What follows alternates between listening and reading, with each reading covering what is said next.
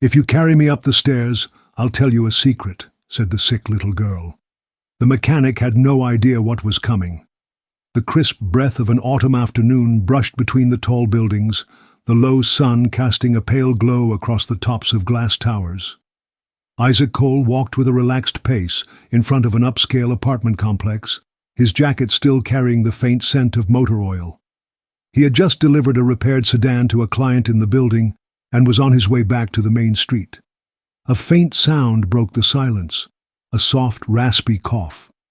Isaac turned, spotting her. A little girl sat hunched on the bottom step of a stone staircase, clutching a worn brown teddy bear to her chest. Her dark curls framed her face in a tangled mess, her skin a stark contrast to the deep pink of her sweater. Her breathing was shallow and labored. A faint hospital wristband encircled her tiny wrist, the same type Isaac remembered from his own sister's long stays in the past. He slowed his pace, crouching down to meet her eyes. "Hey, you okay, kiddo?" he asked gently, his voice steady. The girl met his gaze, her eyes wide and bright despite the exhaustion weighing her down. "I'm just so tired. Mommy's upstairs, but I can't go." Her voice faltered into another cough, her tiny body trembling with the effort. She took a shallow breath, the kind that seemed to drain every bit of her energy, and leaned in slightly.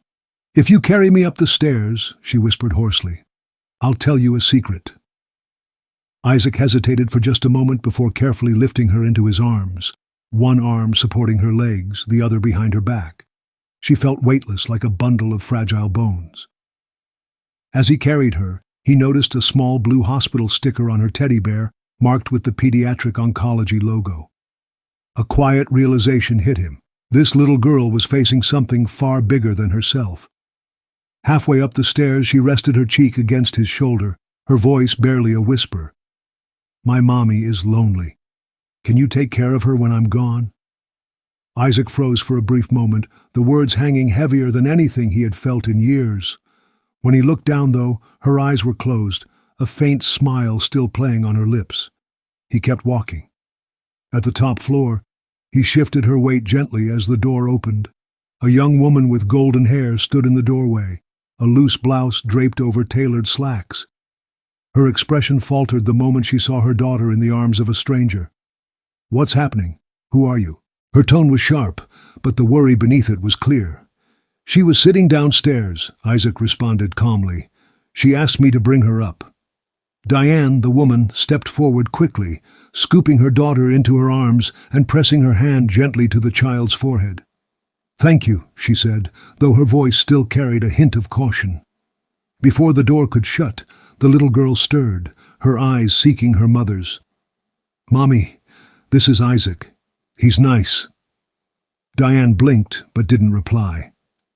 Isaac turned toward the stairs, hearing the door click closed behind him. As he made his way down, the image of that hospital band and the quiet words she'd whispered lingered with him, unshakable and heavy. The morning air carried the crisp bite of early autumn, promising colder days ahead. Diane Hartley stepped out of the building's lobby, holding Ila's hand.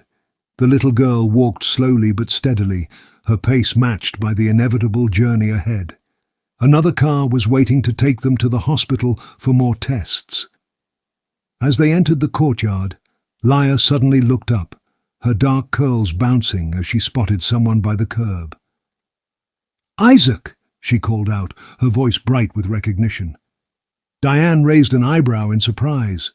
She followed her daughter's gaze and saw the man from the previous day, crouched beside the hood of a dark SUV, his tools laid out on a cloth. He glanced up at the sound of his name, offering a small, warm smile. "Morning," he said, standing and wiping his hands on a rag. "Just helping one of your neighbors out. Small world, huh?"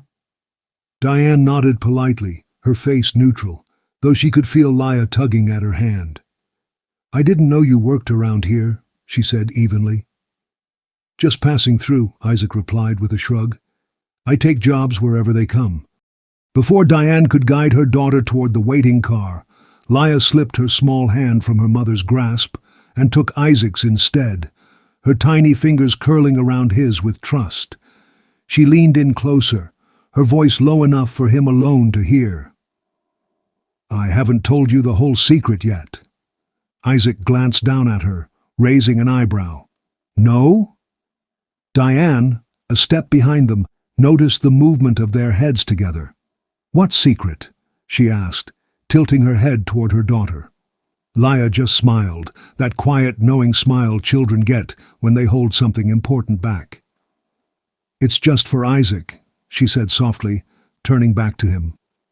Diane opened her mouth to ask, but their ride arrived before she could speak. The driver stepped out to open the door, and Diane nudged Laya gently forward. "Come on, sweetheart. We're going to be late." They all moved toward the car, and Diane paused to sign the transport form, the clipboard resting in the driver's arm. Without missing a beat, Isaac scooped Laya into his arms so she wouldn't have to climb into the vehicle. She held onto his jacket with small hands, leaning in to whisper in that same private tone. "Mommy works too much," Laya murmured. "Even when she's home, she's always on the phone or her computer. She doesn't laugh much. I think she's lonely, even if she says she's fine." Isaac glanced at her, the depth in her eyes far older than her 4 years. "That's a big thing to notice," he said softly. "I just want her to be happy," Laya whispered, resting her head briefly on his shoulder. Diane finished with the clipboard and turned to see Isaac still holding her daughter, his posture careful and protective. She took a step closer, arms outstretched. "I can take her now." Before handing her over, Isaac reached into his jacket pocket and pulled out a small glossy sticker in the shape of a red heart. Gently he pressed it to the back of Laya's hand. "For brave girls only," he said. Laya's face lit up, and she looked down at the sticker like it was something precious. "Thank you," she whispered, curling her fingers around it to keep it safe. Isaac carefully set her into the car seat, securing the belt before stepping back. Diane watched for a moment, her lips parting as if to speak. Finally she said, "Thank you for helping her yesterday, and today." "Any time," Isaac replied, his voice steady. He gave Laya a small wave as the driver closed the door. As the car pulled away, Diane glanced back through the window. Isaac was already heading toward the SUV he had been working on, the morning sun catching the glint of the tools in his hands. Laya sat quietly beside her, one small hand pressed over the sticker on her palm as if it were something far more important than just paper and glue. As autumn deepened, the days grew shorter, and Diane began to notice that Isaac seemed to cross her path more often. It wasn't in an intrusive way, but just fleeting moments here and there. She'd step into the hallway and find him replacing a flickering light bulb above the elevator, his tall frame easily balanced on the step stool. Another time, she saw him carrying 2 heavy grocery bags for Mrs. Wetmore, the elderly woman down the hall patiently matching her slow pace as he waited for her to shuffle ahead. It was hard to miss the quiet efficiency with which he moved, how he spoke little but always seemed to observe everything. One Tuesday afternoon, Diane's phone buzzed with an urgent call from her office. A high-profile client had pushed up a crucial meeting, and she was needed on a video call within the hour. The problem was, Laya had a follow-up appointment at the hospital at the exact same time. Before Diane could scramble to rearrange everything in a panic, she found Isaac standing in the lobby, chatting with the building's doorman. "If you need," he offered casually, "I can take her to the hospital. I know the way. I'll make sure she's back safe." Diane hesitated for a moment. "I can't just—" "Only if you're comfortable," he cut her off, his tone calm and reassuring. "She knows me. I'll text you when we get there." Laya, already clutching her teddy bear, looked up at her mother with hopeful eyes. "Please, Mommy." Against her better judgment, Diane agreed. 2 hours later, after her meeting ended, Diane rushed to the hospital. As she entered the pediatric wing, she spotted them before they noticed her. Isaac sat in one of the brightly colored chairs, leaning forward with his elbows on his knees. Laya sat across from him, her eyes wide and sparkling, despite the bandage on her arm. He was in the middle of telling her something. Diane couldn't hear their conversation, but she could see Laya's laughter spilling out in soft bursts, her small shoulders shaking with the joy.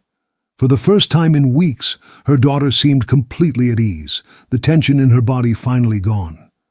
Diane paused by the door for a moment longer than she meant to, watching through the glass. It was the first time she had seen Laya smile like that, without forcing it. Later that week, Diane came home from work to find a small cardboard box sitting neatly just inside her apartment door. Inside the box was a basic toolkit: screwdriver, wrench, pliers, neatly arranged with a folded piece of paper placed on top in case anything broke. Diane stood there for a long moment, holding the note, unsure how to feel. It was such a simple gesture, but it carried a thoughtfulness she hadn't expected.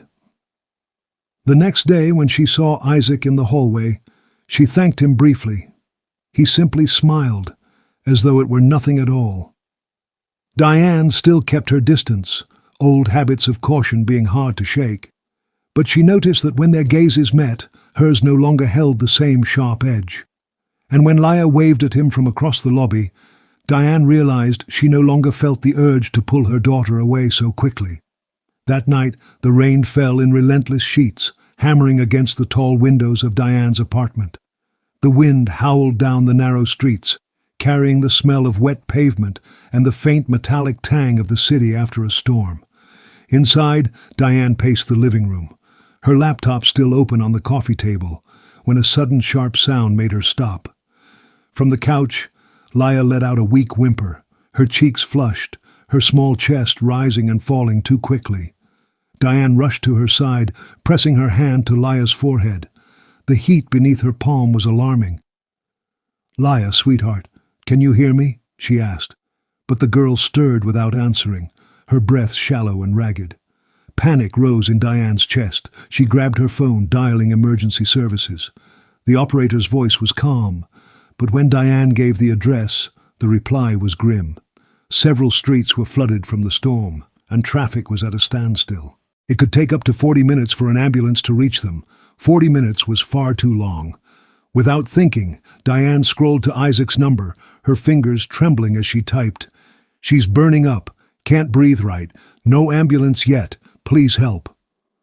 The reply came almost immediately. "On my way." 7 minutes later, a sharp knock rattled the door. Isaac stood there, rain dripping from his hair, his jacket soaked through. "Let's go," he said, stepping inside without hesitation. He lifted Laya into his arms, wrapping her in a blanket Diane had grabbed from the couch, and they hurried down the stairwell. His truck was parked illegally by the curb, engine running, headlights cutting through the sheets of rain. Diane climbed into the passenger seat, while Isaac gently settled Laya into the back, securing her with one hand and shielding her head from the rain with the other. The drive was tense and silent, the roar of water under the tires the only sound filling the air. Isaac's jaw was set, his eyes focused on the slick road ahead. But when the road cleared, he pressed harder on the gas. Within minutes, they pulled under the bright overhang of the hospital's emergency entrance. Nurses whisked Laya away almost as soon as Diane stepped through the doors. Diane followed them, but she was stopped outside a curtained room, left with nothing to do but wait. She sank into a stiff chair in the waiting area, her hands gripping tightly together, knuckles white from the pressure. A moment later, Isaac sat down beside her. He didn't speak, didn't offer empty reassurances. Instead, he simply placed a warm, steady hand on her shoulder. She felt the weight of it, the grounding presence, and only then did she realize she was shivering. Without a word, Isaac shrugged off his damp jacket and draped it over her. The minutes crawled by, marked only by the distant sounds of footsteps and murmurs behind closed doors. Diane kept her gaze fixed on the tiled floor, but her mind replayed every moment of the evening in sharp detail. The way Laya's breathing had rattled, the heat in her skin, the helplessness that had tightened around her like a vice. Finally, a nurse appeared, her expression calm. "She's stable now. The fever's down, and her breathing's improving. You can see her in a few minutes." Diane's shoulders sagged, the tension leaving her in one long exhale. She turned to Isaac, her voice low but steady. "Thank you for coming so fast, for being here." His eyes softened, but his response remained simple. "You don't need to thank me." But as they sat in the dimly lit waiting room, with the storm still howling outside the glass doors, Diane knew this night would stay with her. Not just because of the fear it had brought, but because of the quiet, steadfast way Isaac had been there when she needed someone the most. The next morning was clear and cool, with sunlight spilling over the rows of parked cars outside the small garage. Diane pulled up to the curb, a cardboard box on the passenger seat beside her. Inside were still warm pastries from a bakery downtown and 2 tall cups of coffee. She had told herself it was just a small gesture, a thank you for the night Isaac had driven through the storm. But deep down, she knew it was more than that. When she stepped inside, the air was thick with the familiar scent of oil and metal. Isaac was under the hood of a pickup, sleeves rolled up to his elbows, a streak of grease marking one forearm. He looked up, a flicker of surprise crossing his face before he wiped his hands on a rag. "Morning," Diane said, holding out the box. "I thought you might need a break." He gave a small smile, accepting the box with a nod. "You didn't have to do this." "Maybe not," she replied, "but I wanted to." While he carried the box toward the small office at the back of the garage, Diane followed. The door was open, and she caught sight of a few personal things scattered among the ledgers and invoices: a coffee mug with a chipped rim, an old brass clock, and a framed photograph on the wall. It showed a younger Isaac in military fatigues, kneeling beside a girl who looked about 8 or 9. She had dark curls, a gap-toothed smile, and eyes that seemed to shine, even through the glass. Diane stopped, her gaze lingering on the photo. "She looks a little like Leia," she said softly. Isaac paused with a cup of coffee in his hand, following her gaze. The silence stretched for a moment before he spoke. "That's my sister, Emily," he said, his voice quieter than usual, almost reverent. "She died when she was 10. Leukemia." Diane turned toward him, unsure of what to say. "I was stationed overseas when she got worse," he continued, setting the coffee down without drinking it. "By the time they told me how bad it was, I couldn't get back in time. I missed the last week. My parents said she kept asking for me. I never—" He broke off, swallowing hard. "I never forgave myself for that." The weight of his words hung in the air between them, heavy and quiet. Diane understood in that moment why he had been so quick to step in for Leia, why he had carried her without hesitation, why he had stayed by their side in the hospital waiting room. When she tossed away her own cigarette, giving in to the raw, unspoken truth, she took a breath. "You've been doing all this for us because of her." Isaac shook his head. "Not because of her, for her. She would have wanted me to help someone like Leia."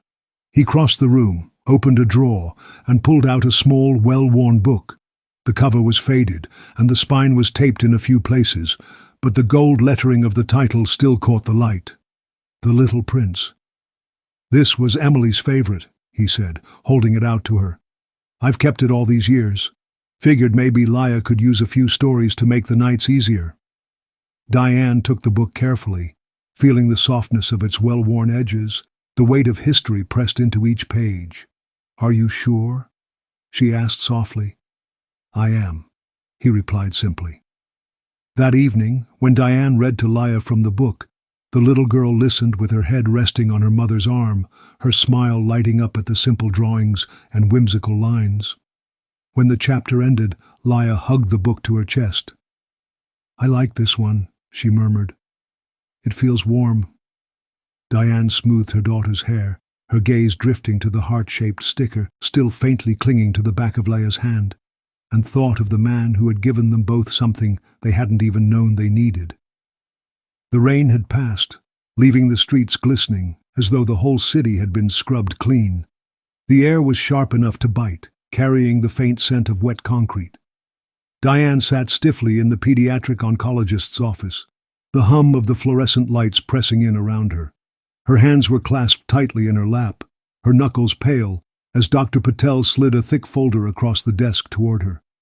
The folder in front of her was heavy with lab results and progress notes, pages filled with graphs, red flag numbers, and streams of medical jargon. But when the doctor finally spoke, the formality was gone. His words cut through the sterile distance. "The latest results show a rapid progression," he said softly, his voice carrying the weight of both knowledge and compassion. "Laya's counts have dropped significantly. We need to proceed with a bone marrow transplant immediately. Without it—" His voice trailed off, not because he lacked more to say, but because the silence spoke louder than any words could. Diane's throat constricted, the air in the room thickening as if she had swallowed a stone. "What are her chances?" she asked, barely above a whisper. "If we find a compatible donor quickly," he replied, "they're good. But time is critical." Her ears rang. The world around her blurred. By the time she stepped out into the night, the sun had long set, and the city lights smeared across her vision, mixing with tears she hadn't allowed to fall inside. She walked to her car, moving through the night as if she were wading through water, her body functioning on autopilot. That evening, long after Laya was asleep, Diane lay awake in bed, staring at the ceiling. The soft hum of the heating system filled the room, but it did little to quiet the storm in her mind. Worst-case scenarios played out in her head, vivid and cruel, hospital hallways stretching endlessly, an empty bed, the silence where her daughter's voice used to be. She turned over again and again, but sleep remained elusive. When she finally drifted off, it was only to wake moments later in panic, heart racing, unsure if she had been dreaming or falling. The days that followed passed in a fog. She sat through meetings at work, the words flowing around her without meaning. She packed lunchboxes without tasting the food. She sat by Laya's side in the hospital, but her mind was always somewhere else. She read bedtime stories with no memory of their endings. What Diane didn't know was that, while she was barely holding it together, Isaac was quietly fighting his own battle against time. After closing the garage each night, he stayed behind in the cramped office at the back. The hum of an old desktop computer was his only company as he scoured bone marrow donor registries. He reached out to people he hadn't spoken to in years, nurses who had been there for his sister's treatments, coordinators at veterans' hospitals, even strangers on online transplant forums. He left messages, filled out forms, kept a growing list of possible matches, chasing every lead, no matter how small. Whenever Diane asked how Isaac was doing, his response was always the same: just keeping busy. He never revealed what that really meant. One late afternoon, Laya was sitting in the apartment lobby, her legs swinging from the chair while Diane chatted with the concierge. Isaac walked in, his eyes finding her almost instantly. He crossed the tiled floor, crouched down to her level, and smiled. "Hey, brave girl," he said gently. Laya returned a faint smile, holding her teddy bear tightly against her chest.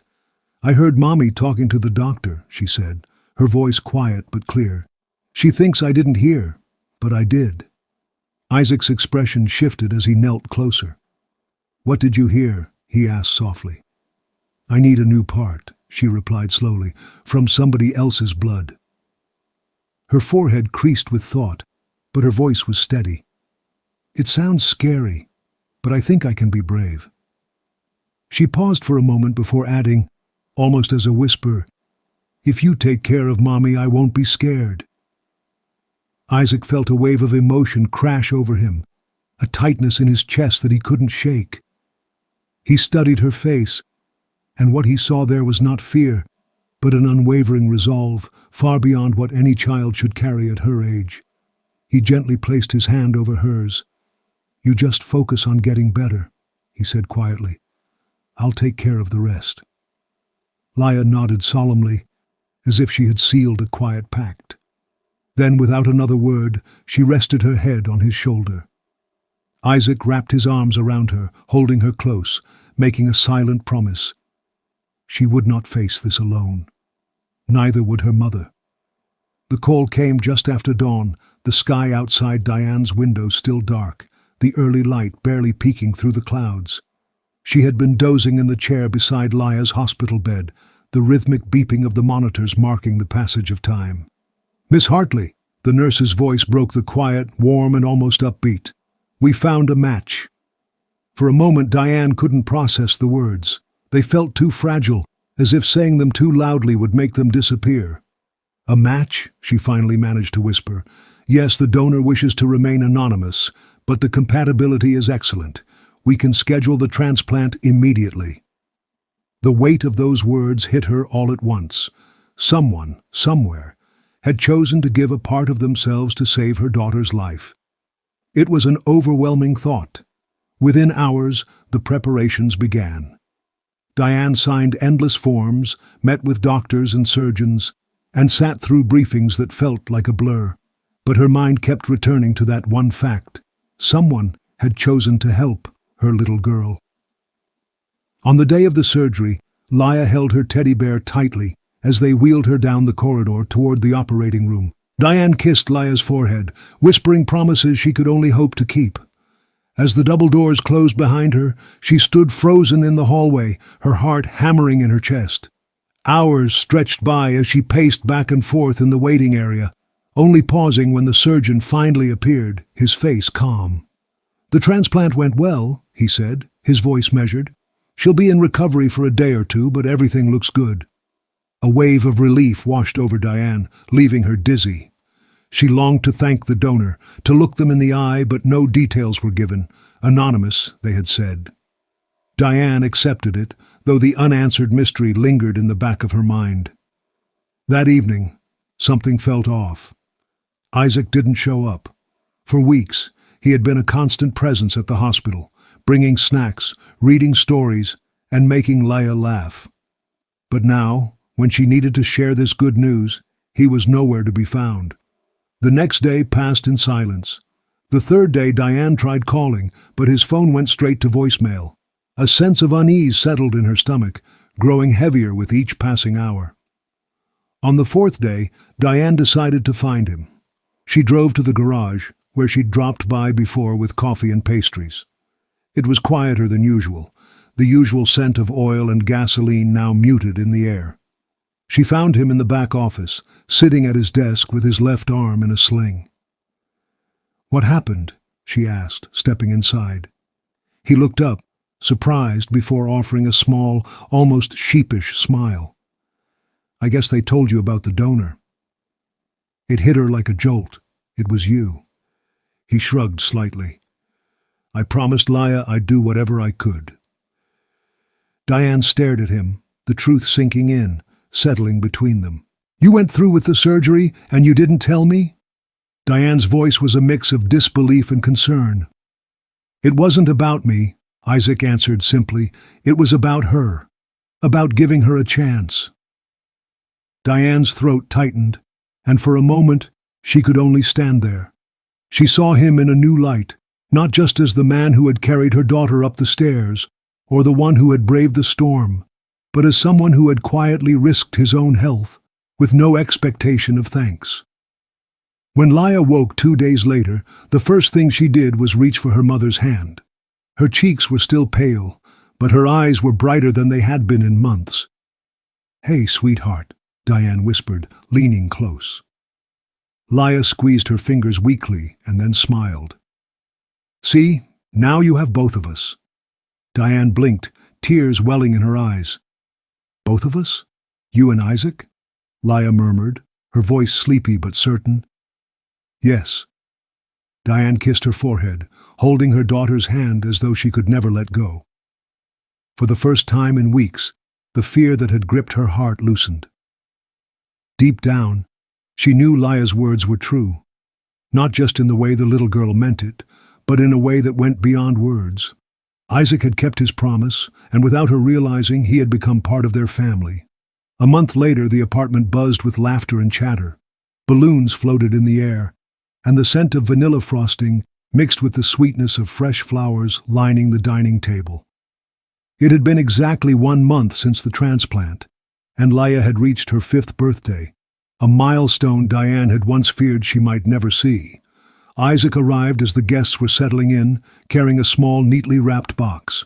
He paused at the doorway until Laia spotted him. "Isaac!" she squealed, rushing over in a pink dress speckled with tiny stars. She threw her arms around his waist and tugged him into the room. When they reached Diane, Laia beamed up at her. "This is the man I told you about, Mommy," she said proudly. "The one who can take care of you." The room fell quiet for a moment, and Diane felt the heat rise in her cheeks. She glanced at Isaac, expecting him to look uncomfortable. But instead, his eyes held nothing but calm assurance. Diane knelt to Laia's level, brushing a curl from her daughter's forehead. "Yes, sweetheart, I know." She straightened and met Isaac's gaze. Her voice softened, meant for him alone. "Thank you, not just for saving her life, but for giving her hope, for giving me hope. You opened a door I thought was closed forever." He started to speak, but the birthday candles were being lit, and Laia was already bouncing on her toes, eager for the moment. Friends and family gathered around the cake, singing in cheerful voices as the candles flickered in the dimmed light. As the song ended, Diane leaned toward him, her shoulder brushing his. "You're already part of our family," she whispered, her voice almost lost in the rustling of applause after Laia blew out the candles. The rest of the evening was a blur of clinking glasses, shared stories, and bursts of Laia's infectious laughter. Isaac stayed close, without intruding, helping clear plates, tying stray balloons back to their chairs, and even kneeling down to fix the wheel on a doll stroller one of the children had brought. Every little action showed the same quiet care he had always given. Later, when the guests had left and the apartment was still, Diane stepped out onto the balcony. The city stretched before them, its skyline sparkling in the crisp night air. Isaac followed, his jacket unbuttoned and the night breeze ruffling his hair. Laia came out a moment later, climbing up onto the low bench between them. She wrapped her arms around both their waists, pulling them closer. "See," she said, with the simple certainty only a child could carry, "we fit." Diane smiled, her hand resting lightly on Isaac's arm. He looked down at Laia, then at Diane, and for a brief moment no one spoke. The lights of the city twinkled like distant stars, and there was a quiet sense of something mended in the air. On that balcony, with their arms around each other, they stood as three people bound not by blood alone, but by choice, by love, and by the healing that comes when hearts are ready to open. What started with a tired little girl on a set of stairs had grown into a story of quiet bravery, second chances, and a love that heals more than just hearts. Diane found more than a person to stand beside her. She found a partner who had already been walking into her life without either of them realizing it. Isaac, in turn, gained the family he never thought he'd have again. And Laia got her wish. If this story touched your heart, imagine how many more moments like this are waiting to be shared. Subscribe to Soul-Stirring Stories and join us for more tales that remind us of the resilience of the human spirit, the bonds we create, and the love that can change everything. Because sometimes, the smallest voices carry the biggest truths and the most beautiful beginnings. If you enjoyed this story, don't forget to give it a thumbs up and hit that subscribe button for more emotional, dramatic, and unexpected tales. And let us know in the comments, where in the world are you watching from? We love hearing from all of you. Until next time, stay kind, stay curious, and keep watching.